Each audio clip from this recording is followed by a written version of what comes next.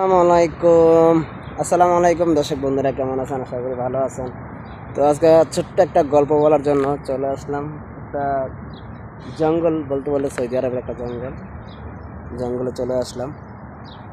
তো আমার জীবনে দুইটা কথা, যারা বেশি ভালোবাসছিলাম সেই মানুষটার দুইটা কথা, দুইটা লাইন বলছিল যাওয়ার আগে, প্রায় 5-6 মাসের আগে একটা কথা বলছিল যে কখনো আমি তোমাকে ছেড়ে যাব না, যা কিছু কখনো ছেড়ে যাব না। কিন্তু সেই মানুষটা কথাটা রাখেনি।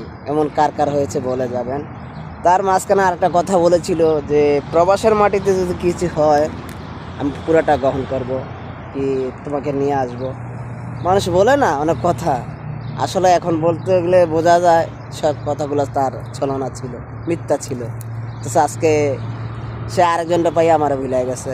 অনেক ভালো, কারণ সে বুঝাই গেল যে নিজের থেকে কারোকে ভালোবাসেন নাই।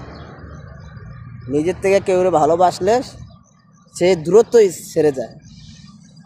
ওকে, কার কার এরকম হয়েছে কমেন্টে জানিয়ে যাবেন।